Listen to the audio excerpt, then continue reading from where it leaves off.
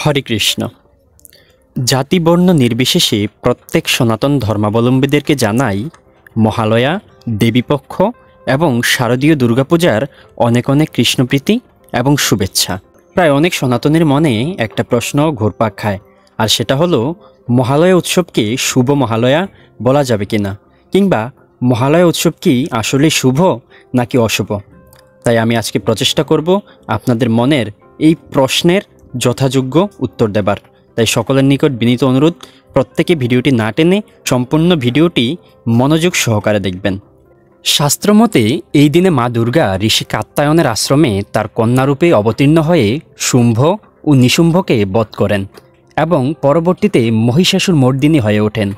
যেহেতু এই দিনে মায়ের আগমন তথা দেবীপক্ষের সূচনা, সেহেতু দিনটি সকলের জন্য অত্যন্ত আনন্দের। মহালয়া তথা মায়ের আগমনী সুরে শুভত্বেরই প্রকাশ হয়, তাই আমরা অবশ্যই শুভ মহালয়া বলবো। অন্যদিকে মহালয়ার প্রভাতে আমাদের পূর্বপুরুষদের অমুক্ত আত্মার মহাসমাবেশ হয় মর্তলোকে। এদিনে আমরা সকল অমুক্ত আত্মার শান্তি কামনায় তর্পণ ক্রিয়া করি যে মন্ত্রের মাধ্যমে।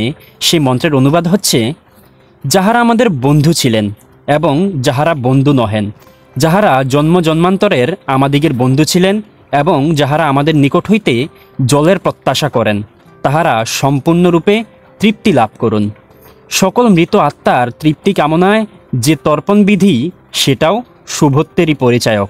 তাই আমরা অবশ্যই শুভ মহালয়া বলবো। শুধু তাই নয়, বহু জায়গায় মহালয়ার দিনই মাতা দুর্গার বিগ্রহে চক্ষুদান করা হয়।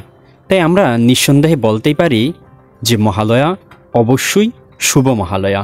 পূজনীয় অমৃতের সন্তানগণ, আশা করি আপনাদের মনে থাকা মহালয়া শুভ নাকি অশুভ সেই প্রশ্নের যথাযোগ্য উত্তর আপনারা পেয়েছেন। মহালয়াকে নির্দ্বিধায় আমরা বলতেই পারি শুভ মহালয়া। এর পক্ষে বহু শাস্ত্রীয় কিংবদন্তি রয়েছে। সময় স্বল্পতার জন্য হাতে গোনা কয়েকটি দেওয়া হয়েছে মাত্র।